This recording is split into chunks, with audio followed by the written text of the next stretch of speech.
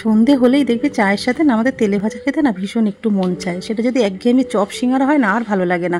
তা কিছু চিকেন আনলে না দেখবে কিছু বোনলেস ওর মধ্যে থেকেই যায়। সেই কিছু বোনলেস দিয়ে আর 2 পিস পাউরুটি দিয়ে আর কিছু ভেজিটেবল দিয়ে তোমাদের সাথে দারুণ একটা ইভিনিং স্ন্যাক্সের রেসিপি শেয়ার করবো। আশা করছি তোমাদের ভালোই লাগবে। প্রথম থেকে শেষ পর্যন্ত ভিডিওটা দেখার অনুরোধ রইল। বানাবো হচ্ছে ভেজিটেবল চিকেন চিজ বল। আমি যেভাবে বানাবো সেই রেসিপিটাই শেয়ার করবো। তো চলো তোমরা রেসিপিটা দেখতে থাকো। প্রথমেই দেখতে মিক্সি জারের মধ্যে আমি 2 পিস মতো পাউরুটি আর কিছু বোনলেস চিকেন দিয়ে ওটাকে পেস্ট করে রেখে দিলাম। তার আগে ঘরে কিছু পাউরুটি ছিল, সেটা দিয়ে আমি ব্রেড ক্রামও বানিয়ে নিয়েছি। শুকনো খোলায় টেলে ওটা রেখে দিয়েছি। তারপর কিছু ভেজিটেবল আমি চপ করে নিয়েছি। ভেজিটেবলের মধ্যে রয়েছে গাজর, ক্যাপসিকাম আর পেঁয়াজ।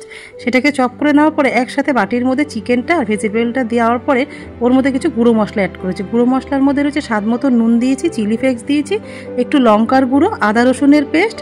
তোমরা চাইলে ওর মধ্যে ধনেপাতা কুচিও দিতে পারো, তো আমার কাছে ছিল না বলে আমি দিইনি। তারপরে দেখো ভালো করে হাত দিয়ে ওটা গোল করে নেওয়ার পরে মাঝখানটা একটু বাটির মতন করে আমি কিছু চিজের টুকরো করে রেখেছিলাম, সেটা মাঝখানে একটা করে চিজের টুকরো দিয়ে ভালো করে বল মতন রেডি করে আমি একটু জলের মধ্যে কর্নফ্লাওয়ার গুলে রেখেছি আর একটা ডিম আমি বাটিতে ফাটিয়ে নিয়েছি। ব্যাস একবার কর্নফ্লাওয়ারে চুবাতে হবে, ওখানে তুলে আবার ডিমের মধ্যে চুপিয়ে নিয়ে তারপরে ব্রেড গ্রামে ভালো করে কোট করে নেওয়ার পরে ছাকা তেলে ব্যাস ভেজে নিলেই ব্যাস রেডি হয়ে যাবে ভেজিটেবল চিকেন চিজ বল। আমি দেখো কিছু স্টোর করেও রেখে দিলাম, ওটা 1 সপ্তাহের জন্য তোমরা ফ্রিজে অনায়াসেই রাখতে পারো।